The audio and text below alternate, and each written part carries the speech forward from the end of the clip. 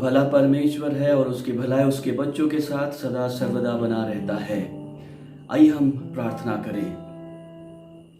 प्यारे प्रभु, हम तेरा धन्यवाद देते हैं आज के सुबह के लिए जो तेरी बड़ी दया से हमको देखने को मिला है।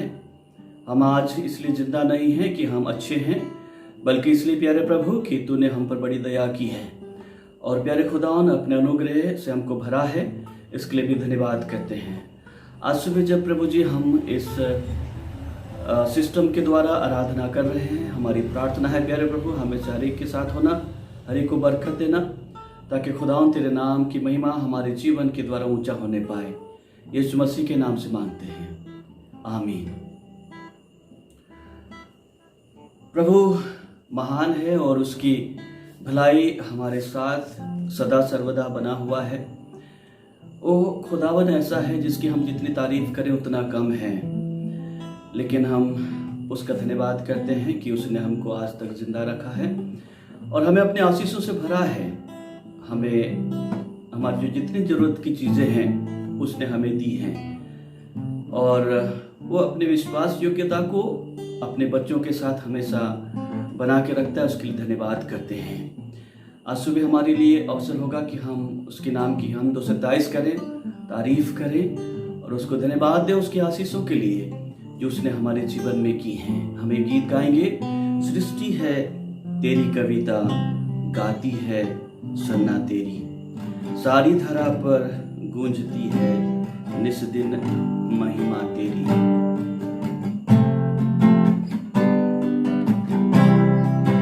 सृष्टि है तेरी कविता,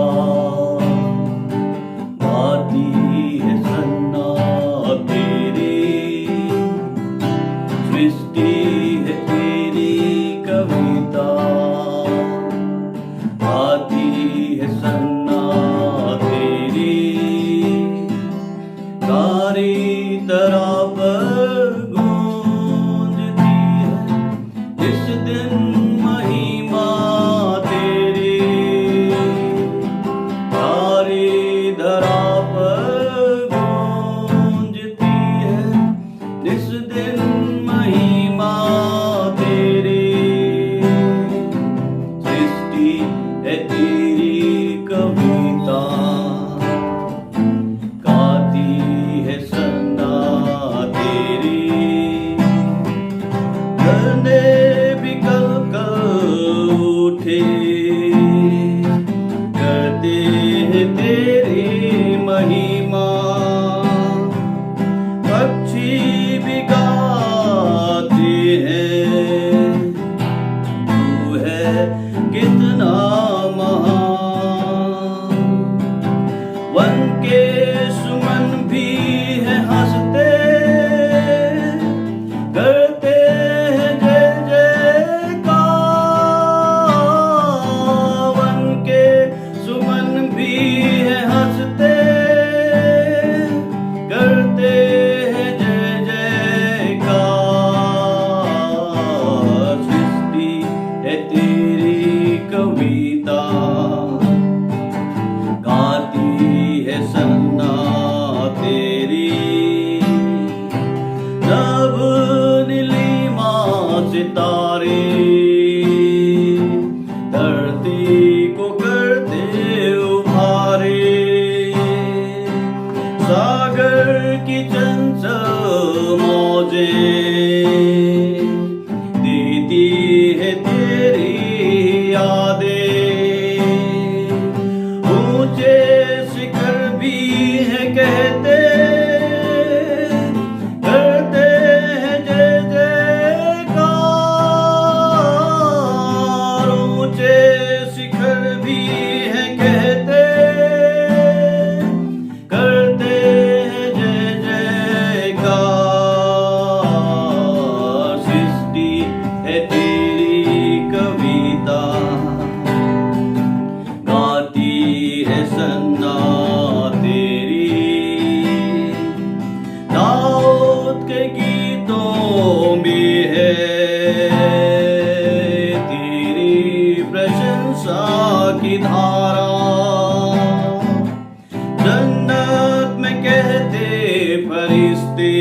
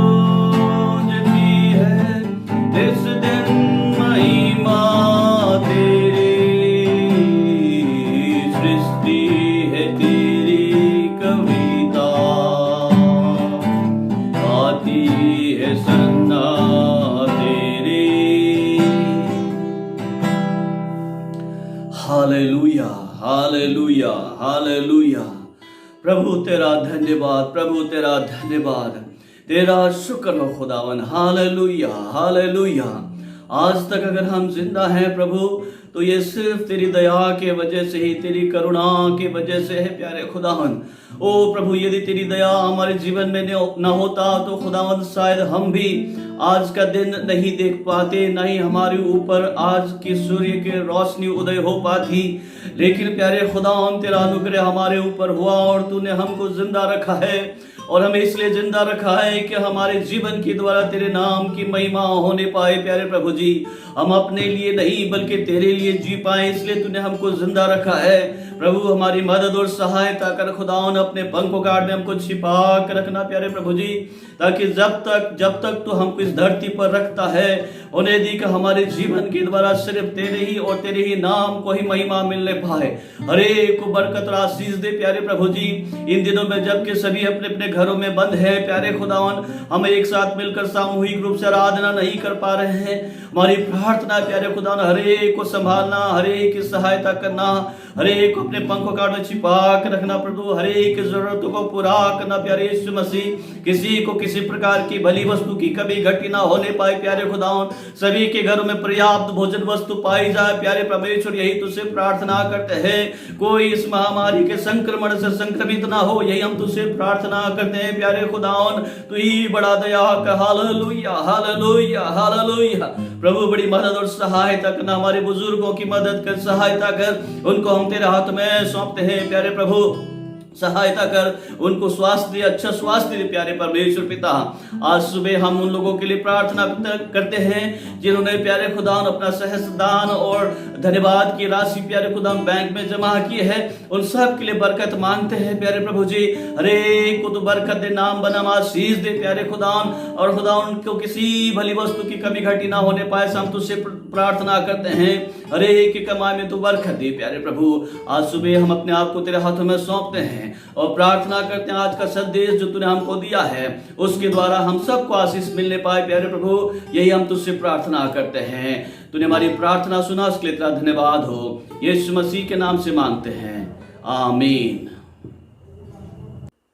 आज के अध्ययन का विषय है science of the end of the world, जगत के अंत के चिन्ह। इसके लिए हम लूका रचित सुसमाचार उसके 17 अध्याय में से पढ़ेंगे। लूका रचित सुसमाचार 17 अध्याय 20 से लेकर के 37 वचन तक। थोड़ा लंबा पैसेज है, लेकिन आप मेरे साथ पढ़ें और हम देखेंगे प्रभु किस प्रकार से हमको इस अनुच्छेद में से सिखाना चाहता है।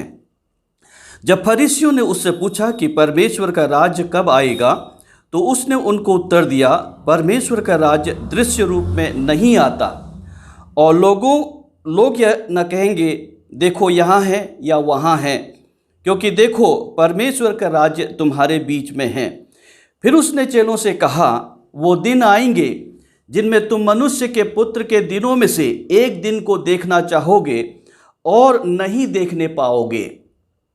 लोग तुमसे कहेंगे देखो वहाँ है या देखो यहाँ है, परंतु तुम चले न जाना और न उनके पीछे हो लेना, क्योंकि जैसे बिजली आकाश के एक छोर से कौंधकर आकाश के दूसरे छोर तक चमकती है, वैसे ही मनुष्य का पुत्र भी अपने दिनों में प्रकट होगा।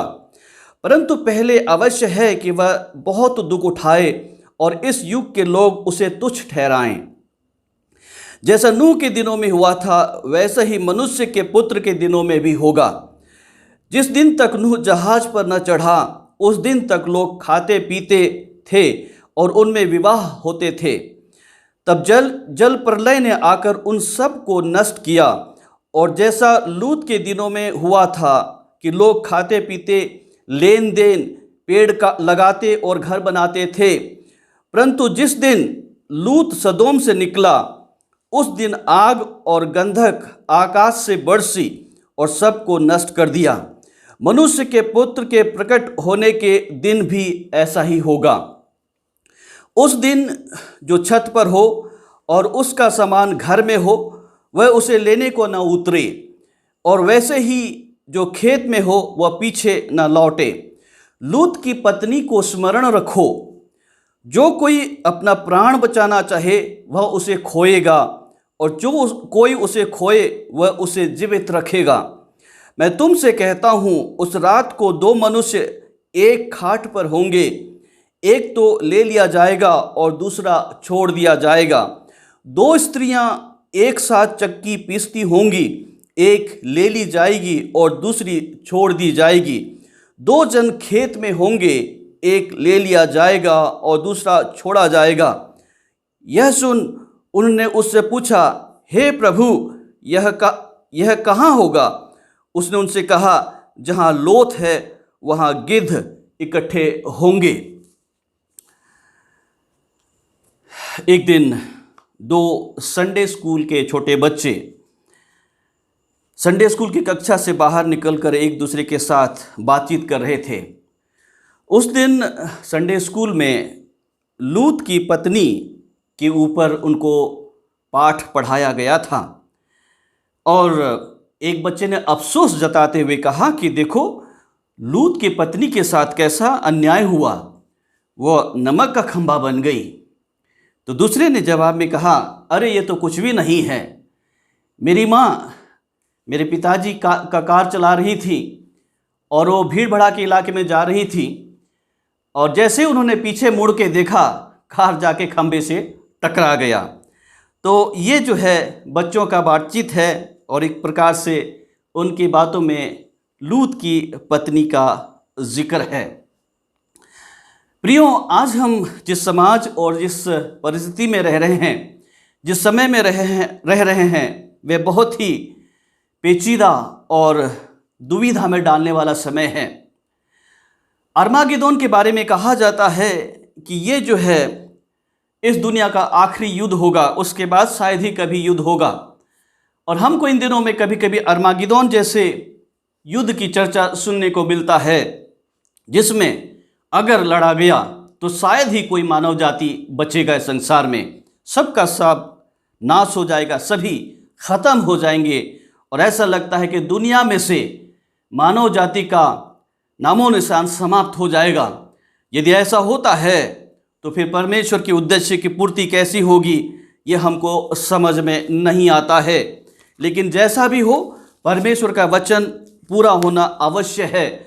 और इन दिनों की जो घटनाएं हैं वो निरंतर इस बात की ओर इशारा करता है कि परमेश्वर का दिन आने वाला है, परमेश्वर का दिन निकट है और परमेश्वर अपनी महिमा को जल्दी ही हमारे बीच में प्रकट करने वाला है। इसलिए यदि हम तैयार रहते हैं और उसकी बाट जोते हैं तो परमेश्वर अपने बच्चों पर बड़ा दया करेगा।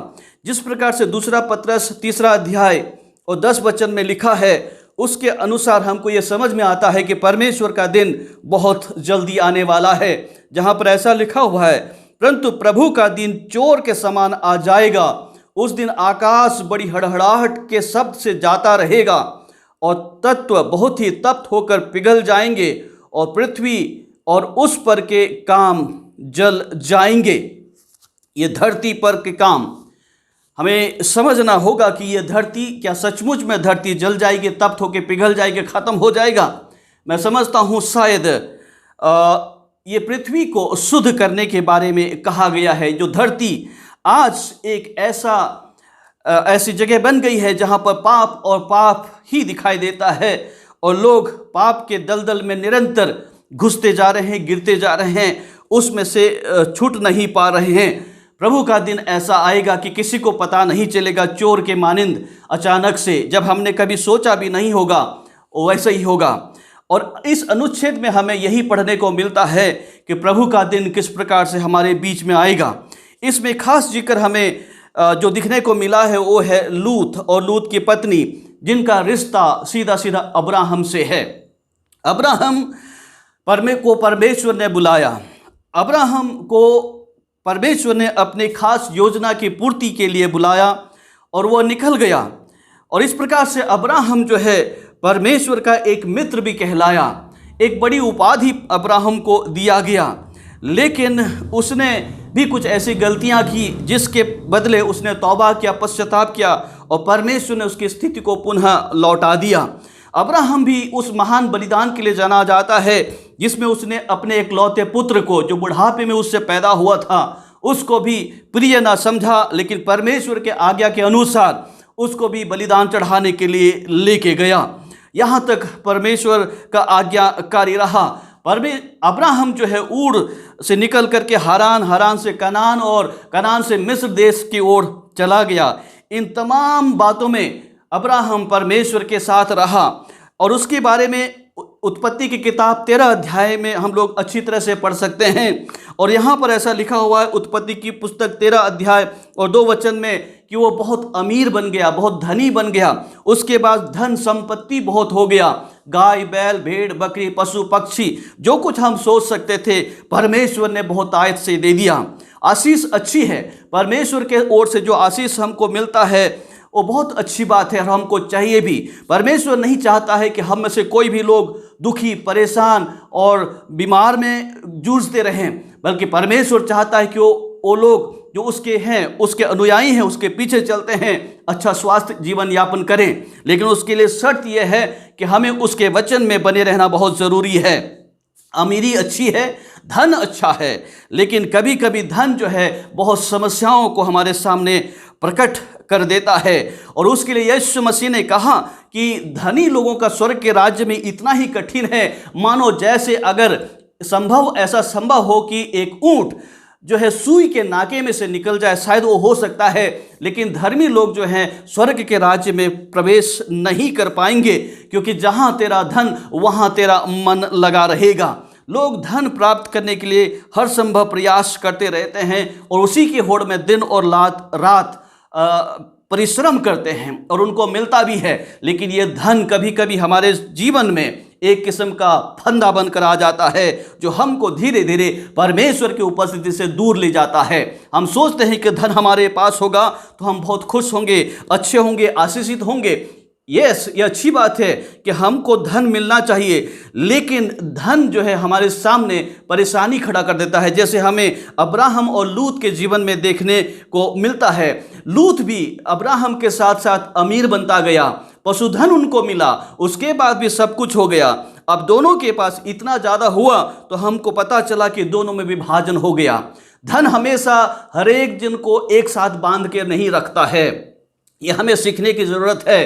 प्रियो, धन होना आवश्यक है, धन के बिना हम जी नहीं सकते हैं और हमको अपने दैनिक ज़रूरत की चीज़ों की पूर्ति करने के लिए धन का होना, संचय करना भी आवश्यक है। लेकिन ये धन जो है हमें हमारे अपनों में से हमको जुदा कर देता है, जिस प्रकार से मैं अब्राहम और लूत की ज़िंदगी में देखने को मिलता है। 13वां अध्याय उत्पत्ति के पुस्तक 9 वचन में हमको पढ़ने को मिलता है कि वे दोनों अलग अलग हो गए। एक तरफ अब्राहम, एक तरफ लूत चला गया। लूत के सामने अब्राहम ने शर्त रखा कि जहाँ तू जाएगा उधर मैं नहीं जाऊँगा, और लूत ने जो है उस यर्दन की घाटी की ओर दृष्टि किया जहाँ पर अच्छा हरा भरा जमीन था, सब कुछ ठीक ठाक था, सोदोम का क्षेत्र था। वहाँ जाकर उसने अपना बसेरा बना लिया और वहाँ जाकर के वो रहने लग गया। और आपको मालूम है कि जो चीज़ हमको हरा भरा दिखाई देता है हमेशा वो हमारे लिए अच्छाई का कारण नहीं होता है। कभी कभी हरा भरा जिंदगी हमारे लिए एक फंदा बन जाता है, हम उस हरे भरे क्षेत्र की ओर आकर्षित हो जाते हैं, लेकिन न जाने हम वहाँ किस प्रकार से फंस जाते हैं। जिस प्रकार से यहेजकेल ने 16 अध्याय 49 और 50 वचन में इस प्रकार से कहा है कि सदोम की स्थिति का वहाँ पर उसने वर्णन किया है। यहेजकेल उसका 16 अध्याय, यहेजकेल 16 चैप्टर और उसके 49, 49 और 50 वचन में इस प्रकार से वो कहता है, देख तेरी बहन सदोम का अधर्म यह था कि वह अपनी पुत्रियों सहित घमंड करती, पेट भर भर के खाती और सुख चैन से रहती थी और दिन दरिद्र को न संभालती थी। अतः वह गर्व करके मेरे सामने घृणित काम करने लगी और यह देखकर मैंने उन्हें दूर कर दिया। सोदोम उस क्षेत्र में था जहां पर लूत चला गया। एक हरा भरा सब कुछ, किसी बात की कमी नहीं थी, जमीन अच्छी, सब कुछ, लेकिन उसके बारे में वहां पर पता चलता है कि लोगों को बहुतायत जब होता है तो उनके मन में घमंड पैदा हो जाता है। थोड़ा संतुष्टि होना जरूरी है, लेकिन हम संतुष्ट नहीं होता हैं और हम हर रोज अधिक से अधिक प्राप्त करने का प्रयास करते हैं, धन संचय करने का प्रयास करते हैं। और जब हम धन प्रयास संचय करते हैं और हमारी धन बढ़ती चली जाती है, हमारे अंदर प्राइड या घमंड बढ़ जाता है। और जब घमंड आता है तो हम दूसरे को हमेशा नीचा या तुच्छ देखने का प्रयास करते हैं, या हम उनको नीचा ही रखते हैं। और ये एक बड़ा अपराध और पाप सोदोम के अंदर था। लोग जो है दरिद्रों का ख्याल नहीं रखते थे, लोग दरिद्रों का ध्यान नहीं रखते थे। वो अपने ही धन के लोभ में, उसके नशे में चूर थे और हमेशा जो है वो अपने लोगों की ही चिंता क्या करते थे और गरीबों और दरिद्रों का किसी प्रकार से ख्याल नहीं क्या करते थे। लेकिन परमेश्वर हमको गरीबों का ख्याल रखने के लिए हमेशा कहता है। 17 अध्याय में से लूका रचित सुसमाचार के 26 और 27 वचन को दोहराता हूँ। यहाँ पर इस प्रकार लिखा हुआ है, जैसा नूह के दिनों में हुआ था वैसे ही मनुष्य के पुत्रों के दिनों में भी होगा। जिस दिन तक नूह जहाज पर न चढ़ा उस दिन तक लोग खाते पीते थे और उनमें विवाह होते थे। तब जल प्रलय ने आकर उन सब को नष्ट कर दिया। सब कुछ बढ़िया था। सोचते हैं जब हमारे पास हर एक चीज़ की बहुतायत होती है तो हमको लगता है कि हमारा जीवन इस धरती पर सदा सर्वदा बना रहेगा, हम कभी यहाँ से नष्ट नहीं होंगे, इसलिए हम और ज़्यादा करें। लेकिन हमको हमेशा एक उदाहरण याद रखना चाहिए जो नूह के दिनों में हुआ था। नूह के दिनों में भी उसी प्रकार का समय था जब लोग आराम करते थे, फरमाते थे, शादी ब्याह होते थे और कभी उन्होंने नहीं सोचा था कि उनके जीवन में इतनी बड़ी संकट आएगी। यीशु मसीह के आने का चिन्ह क्या होगा? यीशु मसीह के आने का चिन्ह अब स्पष्ट है। हमारे जो मिडिल ईस्ट है या दक्षिण मध्य पूर्व के जो देश हैं, इस्राएल और इस्राएल के आसपास के देश हैं, वो अपने आप में यीशु मसीह के आने के चिन्ह हैं। आप हर रोज रिपोर्ट पढ़िए, उसमें जो उथल पुथल हो रहा है वो हमको यीशु मसीह के आने का चिन्ह बताता है। नूह हमारे लिए एक उदाहरण ठहरा है। उसी तरह से मिडिल ईस्ट या मध्य पूर्व का जो देश है वो भी हमको इस बात की ओर इशारा कर रहा है कि यीशु मसीह का आगमन नज़दीक है।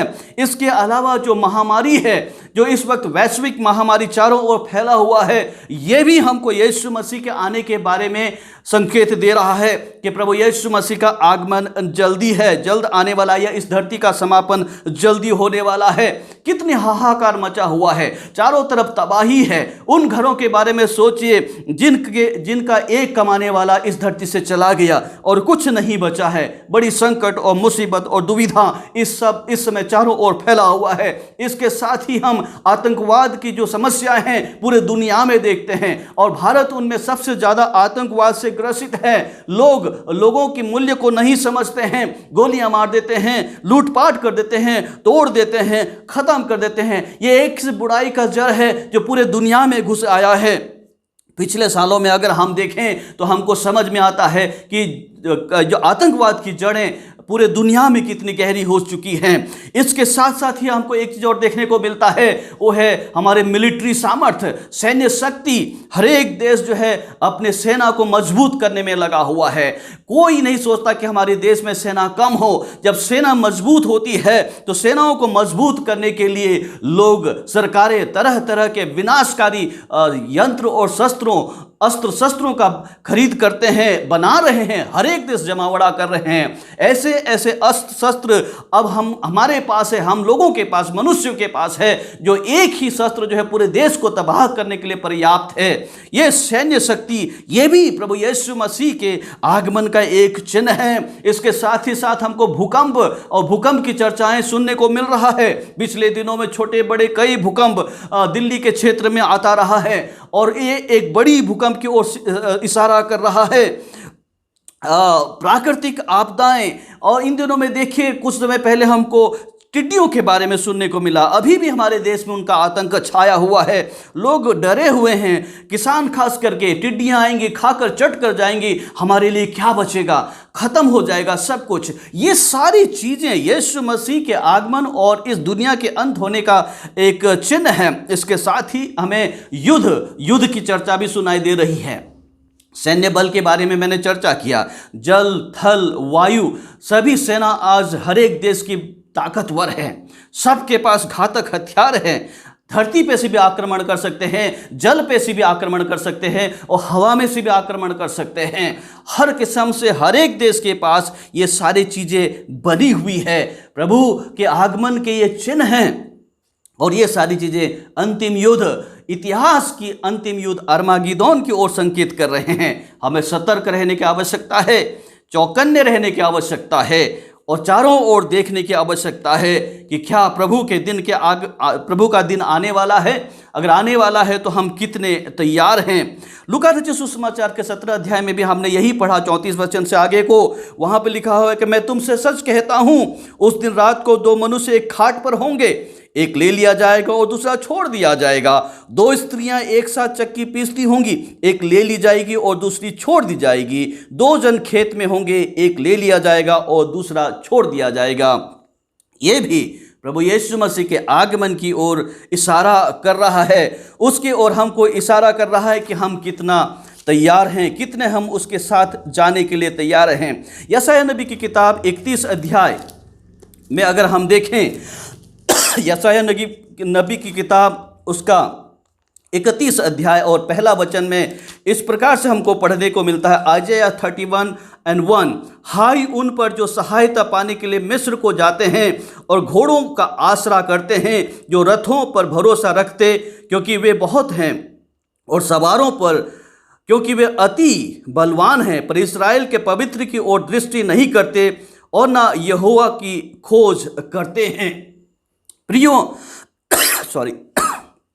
यहाँ पर हम रथों और रथों पर सवार लोगों के बारे में पढ़ते हैं, जो पुराने ज़माने में युद्ध की ओर इशारा करते हैं, लड़ाई की ओर इशारा करते हैं। लोगों का भरोसा घोड़ों पर है, लोगों का भरोसा रथों पर है, लोगों का भरोसा धन पर है, लोगों का भरोसा अपने हथियारों पर है। लेकिन कोई भी परमेश्वर पर भरोसा नहीं करता है, कोई भी अपना भरोसा परमेश्वर की ओर नहीं लगाता है। लेकिन जो व्यक्ति परमेश्वर पर भरोसा करता है वो हमेशा स्थिर रहेगा। जो देश परमेश्वर पर भरोसा करता है वो देश स्थिर रहेगा। उसकी सैन्य शक्ति शायद खत्म हो सकती है, उसका धन खत्म हो सकता है, उसके रथ खत्म हो सकते हैं, सब कुछ खत्म हो सकता है, लेकिन जो व्यक्ति परमेश्वर पर भरोसा करता है वो किसी तरह से भी वो निराश नहीं होगा। परमेश्वर पर भरोसा करना बहुत ज़रूरी है। दूसरी बात, फॉल्स सेंस ऑफ सिक्योरिटी। एक मिस्र के सदोम के लोगों में एक किस्म की झूठी भावनाएं थी और उनको लगता था कि उनके पास जो कुछ है उनके लिए काफ़ी है, सब कुछ है और किसी प्रकार से उनको जो है कमी घटी नहीं होगी, सब कुछ उनके पास है। फॉल्स सेंस ऑफ सिक्योरिटी, एक झूठी भावनाएं लोगों के बीच में, एक किस्म का झूठा आश्वासन कि उनके पास सब कुछ है और इसीलिए जो है उन्हें किसी चीज़ की कमी नहीं होगी। नीति वचन उसका 14 अध्याय और 12 वचन में इस प्रकार से लिखा है, ऐसा मार्ग है जो मनुष्य को ठीक जान पड़ता है परंतु उसके अंत में मृत्यु ही मिलती है। ऐसा मार्ग है जो मनुष्य को ठीक जान पड़ता है परंतु उसके अंत में मृत्यु ही मिलती है। सोदोम के लोगों में भी यही भावना था। उनको एक किस्म की झूठी आश्वासन मिला हुआ था कि शायद वो लोग बहुत सुरक्षित हैं और उन्हें किसी प्रकार का डर नहीं है, उन्हें परमेश्वर को ढूंढने की ज़रूरत नहीं है, वो अपने में व्यस्त हैं। इसीलिए उनके पास, उनके उस समाज में पाप की भरमारी हमको दिखाई देता, हर प्रकार के पाप। रोमियो 3 अध्याय 23 वचन में हमको पढ़ने को मिलता है कि सबने पाप किया है, सबने, और यहाँ सोदोम के लोग भी उसमें हैं। लेकिन पाप जो है उनके लिए इतना भारी बन गया कि वो उनका समाधान करने के बजाय उनको विनाश की ओर धकेलने लगा। विनाश की ओर वो नहीं बच सकते थे और ये सोचते थे कि हमारे पास बहुत धन है इसलिए हम सुरक्षित हैं, हमारे पास सब कुछ है इसलिए हम सुरक्षित हैं। लेकिन अजीजों, ऐसा नहीं है। यीशु मसीह ने एक व्यक्ति के बारे में कहा जो लूका रचित सुसमाचार उसका 12 अध्याय और 16 से 21 वचन में हमको पढ़ने को मिलता है। उसमें लिखा हुआ, यीशु मसीह ने कहा, उसने उनसे एक दृष्टांत कहा, किसी धनवान की भूमि में बड़ी उपज हुई, तब वह अपने मन में विचार करने लगा, मैं क्या करूं, क्योंकि मेरे यहाँ जगह नहीं जहां अपनी उन अनाज उपज इत्यादि रख सकूं। और उसने कहा, मैं यह करूंगा, मैं अपनी बखारियां तोड़कर उनसे बड़ी बनाऊंगा और वहां अपना सब अन्न और संपत्ति रखूंगा और अपने प्राण से कहूंगा कि प्राण, तेरे पास बहुत वर्षों के लिए बहुत संपत्ति रखी है, चैन कर खा पी सुख से रहे। परंतु परमेश्वर ने उससे कहा, हे मूर्ख, इसी रात को तेरी प्राण तुझसे ले लिया जाएगा, तब जो कुछ तूने इकट्ठा किया है वह किसका होगा। ऐसा ही वह मनुष्य भी है जो अपने लिए धन बटोरता है, परंतु परमेश्वर की दृष्टि में धनी नहीं है। प्रियो, ये लोग, सोदोम के लोग अपने धन पे भरोसा करते थे, अपने सैन्य बल पर भरोसा करते थे और अपने ही घमंड में चूर थे, पाप के दलदल में धंसते चले जा रहे थे। ठीक इसी व्यक्ति के समान उसने सोचा, मेरे पास बहुत है।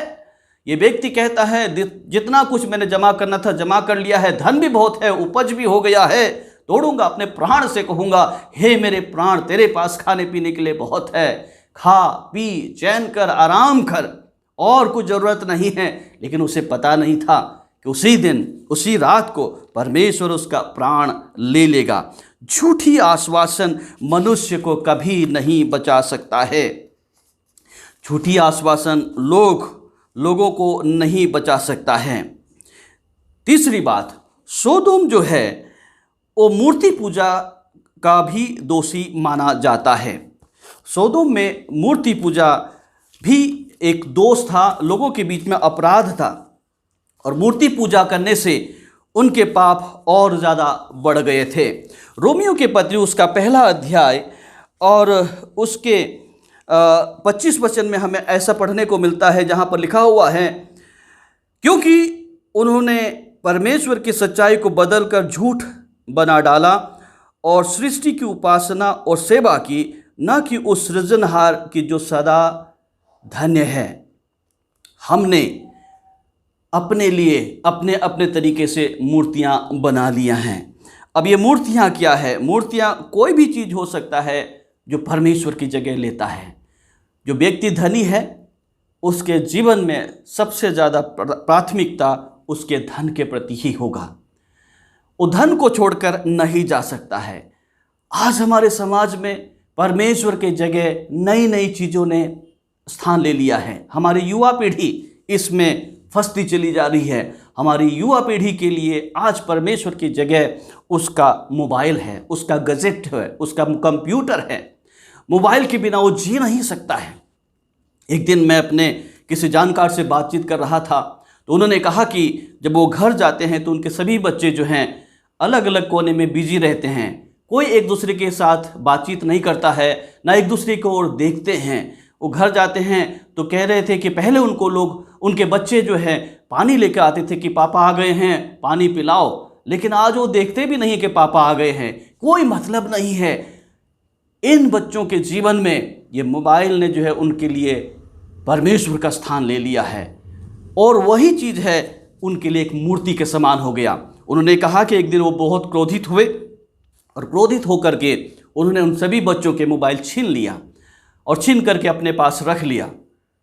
फिर बताने लग गए कि कुछ देर तक तो ठीक ठाक था, लेकिन जैसे जैसे समय गुजरता गया ये सभी बच्चे व्याकुल होने लग गए और ऐसा घूमने लगे चारों तरफ मानो जैसे किसी ने उनकी जीवन की श्वास ही रोक दी हो और वो ढूंढने लगे कि मोबाइल कब मिले, मोबाइल कब मिले।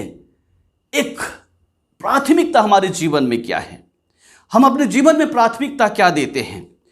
सोदोम के लोगों के प्राथमिकता उनका धन था और उस धन ने उनको पाप के दलदल में गिरा दिया और वही उनके लिए मूर्ति पूजा समान था। परमेश्वर उनकी जिंदगी में नहीं था। हमारी युवा पीढ़ी के जीवन में आज क्या है? धन है, मोबाइल है, इलेक्ट्रॉनिक गैजेट्स हैं, जिसने उनको न केवल परिवार से दूर कर दिया बल्कि उनको परमेश्वर से भी दूर कर दिया है। परमेश्वर का क्रोध ऐसे ऐसे लोगों पर फूट पड़ा है, गिर पड़ा है। अब हम जल्दी से 2-4 बातें सीखें। यहाँ लिखा हुआ है, लूत की पत्नी को स्मरण रखो।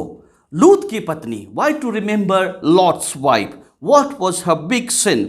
जब हम पढ़ते हैं तो हमको लगता है कि उनके जीवन में ज़्यादा कुछ बड़ी समस्या नहीं थी, लेकिन अगर हम ध्यान से पढ़ें तो हमको समझ में आता है कि लूत की पत्नी के जीवन में जो पाप है वो कितना बड़ा है। वो अब्राहम के भतीजे लूत की पत्नी थी। इसका ये मतलब हुआ कि वो एक ऐसे परिवार से संबंधित थी जहाँ पर परमेश्वर का डर और भय माना जाता था। वो उस परिवार से जुड़ी हुई थी जहाँ पर परमेश्वर की आराधना की जाती थी।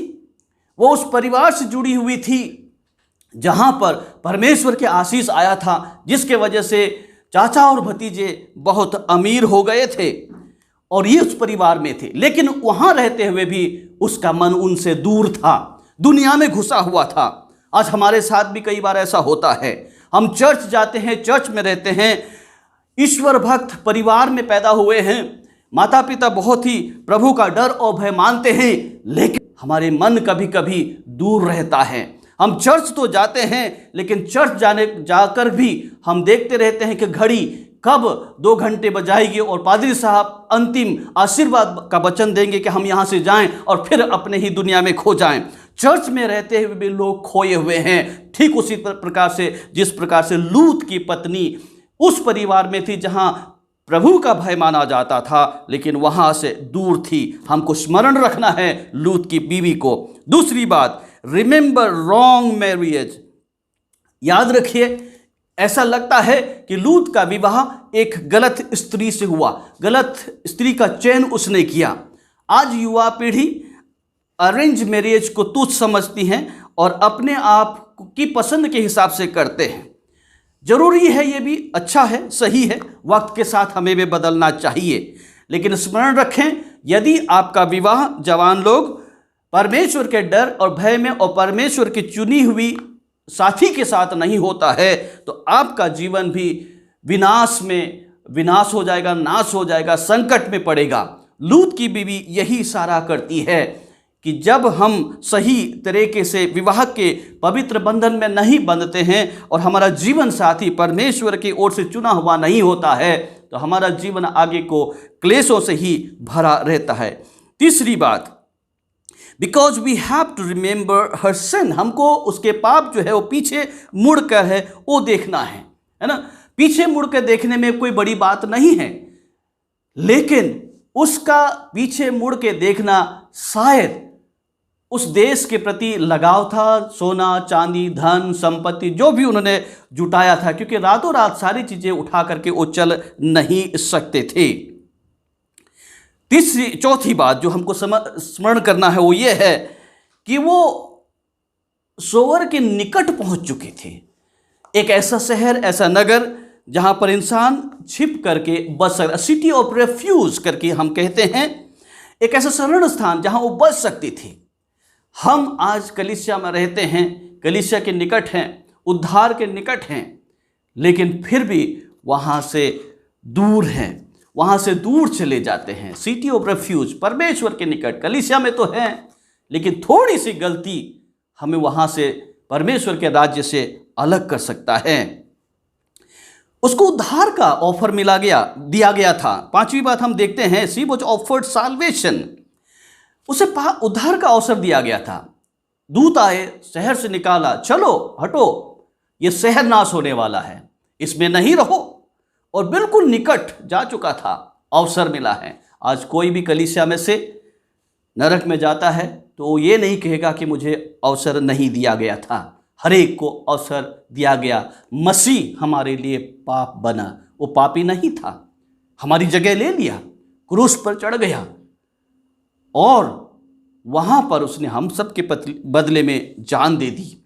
हम सबको उद्धार का ऑफर दिया गया है, लेकिन क्या हम उस ऑफर को स्वीकार करते हैं कि नहीं? लूत की बीवी ने स्वीकार नहीं किया। परमेश्वर, छठी बात, परमेश्वर कभी भी बिना चेतावनी के न्याय नहीं करता है। इनको चेतावनी दी गई थी, लूत और लूत की पत्नी और उनकी बेटियों को चेतावनी दी गई थी। और हम चेतावनी का जब अंदेशा करते हैं, परमेश्वर का दिन जब आएगा तो हम वहाँ पर निरुपाय होंगे, कोई बहाना नहीं होगा हमारे पास बनाने के लिए कि जी मैंने ये नहीं किया, वो नहीं किया। गॉड डज नॉट जज पीपल विदाउट गिविंग वार्निंग। हर एक को चेतावनी देता है, बशर्त यह है कि क्या हम उसकी चेतावनी को ठीक से समझते हैं। और सातवीं बात, परमेश्वर हमारा इंतज़ार करता है। परमेश्वर इंतज़ार करता है। अब्राहम को याद कीजिए, जब उसको पता चला कि सदोम में परमेश्वर का न्याय आने वाला है, वो परमेश्वर से बार्गेन करने लगा, सौदाबाजी करने लग गया। 50 से शुरू होकर 10 तक पहुंचता है। उनके लिए प्रतीक्षा कर रहा है, खुदावन वेट करता है। परमेश्वर हमारे प्रतीक्षा करता है। प्रियो, आज सुबह मैंने बहुत ढेर सारी चीज़ें जल्दी जल्दी कहा, क्योंकि इस प्लेटफॉर्म से ज़्यादा समय तक हम बोल नहीं सकते हैं। लेकिन ये सारी चीज़ों का निचोड़ जो लूत की बीवी को स्मरण रखने के लिए है, अगर हमने अपने आप को समय रहते नहीं चिताया तो परमेश्वर का दिन आने वाला है। उसका दिन जल्द प्रकट होने वाला है, और जब प्रकट होगा तो क्या हम उसके साथ जा पाएंगे, इस बात पर हमको सोचना है, गौर करना है। अन्यथा हम भी लूत की बीवी के समान नाश हो सकते हैं। अजीजों, दुनिया का अंत, प्रभु यीशु मसीह का आगमन निकट है। कभी भी वो प्रकट हो सकता है। लेकिन आइए हम सचेत हो जाएं और अपने मन को खुदावन के वचन के प्रति लगाएं।